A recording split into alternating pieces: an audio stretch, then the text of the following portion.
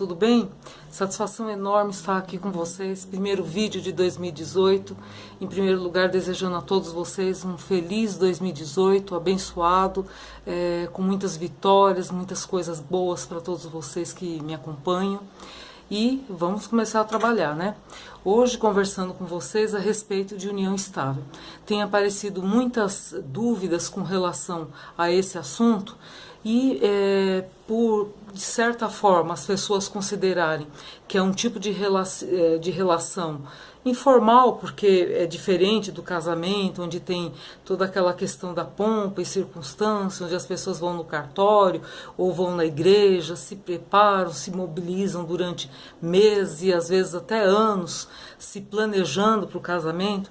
Com relação à união estável, as pessoas acham que da mesma forma que resolvem morar junto, a hora que resolvem terminar, elas imaginam que é da mesma maneira.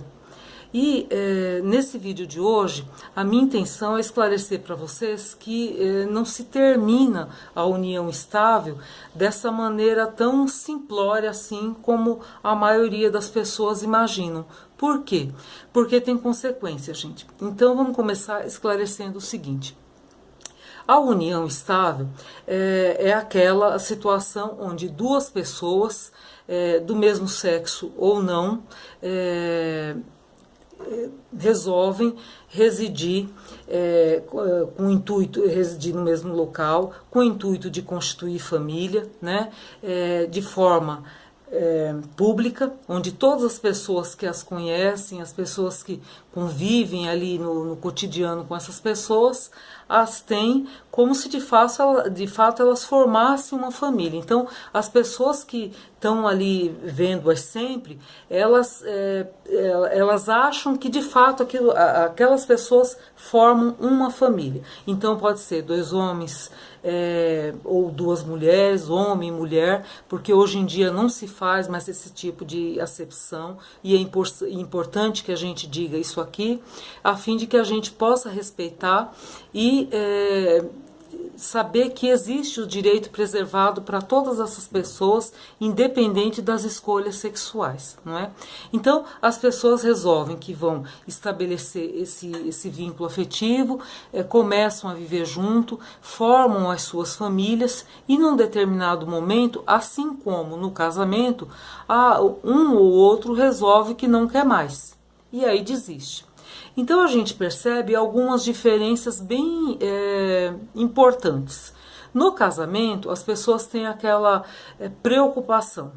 Não deu mais, quer se separar, a pessoa tem aquela preocupação em procurar um advogado, buscar informação, querendo saber o que dá para fazer, se precisa entrar com ação de divórcio, se não precisa, como é que resolve a questão dos filhos e tudo mais. Com relação à união estável, as pessoas tratam com um certo descaso, como se não tivesse a mesma importância que o casamento. E eu estou aqui para dizer para vocês, que vocês estão redondamente enganados. É tão importante quanto o casamento. Se não houve uma escritura pública de união estável feita num cartório e, portanto, não houve nenhum regime ali de união escolhido, prevalece o regime da comunhão parcial de bens, muito parecido com o casamento entre duas pessoas que foram lá no cartório e escolheram como regime o da comunhão parcial de bens. É tratado como o casamento civil escolhido o regime da comunhão parcial de bens. Então, não quer mais, não deu mais certo, o que tem que fazer?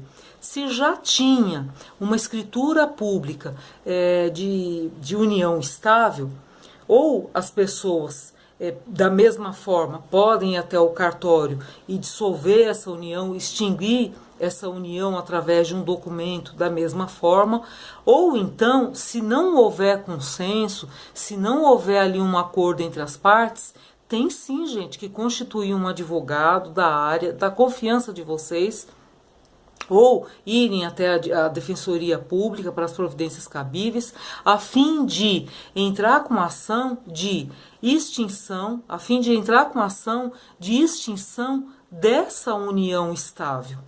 tá bom? Se não tinha ainda a escritura pública, a ação vai ter que pedir, vai ser no sentido de pedir para o juiz para reconhecer que houve essa união estável e pedir a extinção. Por que que a gente tem que fazer isso se não houve casamento, se não houve nada? Pelo seguinte, gente, porque toda vez que a gente assume determinados compromissos perante a sociedade, em particular aqui, como a gente está falando da união estável, a gente assume esses compromissos, e esses compromissos, eles geram direitos que têm repercussão no mundo jurídico. Não é? Então, a pessoa que morou junto com outra, a partir do momento que foi constituída essa união estável, tudo aquilo que, se eu falei que vai prevalecer o regime o regime da comunhão parcial de bens, se não foi adotado nenhum outro, ora, tudo aquilo que foi adquirido após o início dessa união, ele se comunica ali entre as duas pessoas. Né? O que é se comunicar? Ambos têm direito a 50%, na proporção de 50%. Ah, mas o meu companheiro, quando eu fui morar com ele, ele já tinha casa. Eu só construí um puxadinho, fiz uma reforma na casa, não sei o que. Ok, então tem direito a metade do que foi gasto nessa reforma. São direitos, né? Houve gastos durante esse período, meu cartão de crédito está bordado de gasto. Gente, as dívidas também têm que ser divididas. Então vejam vocês que tem uma série de consequências com relação a esse período em que as pessoas viveram juntas, da mesma forma como se fosse um casamento, né? E não deixa de ser. Apenas a gente tem um outro nome aqui, que é a união estável. Né? Então, se eu termino esse relacionamento, digo adeus para o meu companheiro, para minha companheira, vou embora, não formalizo essa situação, eu posso ter problema mais adiante. Que tipo de problema? Primeiro deles, com relação aos bens. Né? Porque é importante que exista uma data, assim como é importante ter a data de quando começou essa união estável. Quando que eu fui morar com essa pessoa? Eu fui morar no dia 1º de abril e terminei o meu relacionamento no dia 31 de dezembro. O que eu adquiri durante esse período? Se eu não estabeleci em que data que terminou esse relacionamento, digamos, hoje já é dia 8 de janeiro, eu acabei de adquirir um imóvel novo. Gente, eventualmente esse imóvel ele pode se comunicar com o companheiro. E olha que eu já não estou mais com aquela pessoa. Então é importante estabelecer as datas e tudo mais. E como que isso vai ser estabelecido? A partir do momento que eu formalizar esse término. Como que a gente formaliza isso? Através de documentos. Ou através da mesma via que eu utilizei para formalizar quando eu constituí a união estável, que pode ser a escritura pública, né? Ou se eu não tenho esse documento, eu tiver que entrar na justiça, da informação que eu passei para o juiz através da ação, né? Então eu entrei com a ação hoje, esclarecendo as datas e tudo mais. Vai ser, lógico que vai ser estabelecido o princípio do contraditório, a parte contrária vai ser citada para se defender e tudo mais, vai ser informado para o juiz que a Maria foi morar com o João no dia 1º de janeiro, ficou com ele até o dia 31 de dezembro, etc, etc, etc. Ela vai rebater, vai dizer que não foi no dia 1º, foi no dia...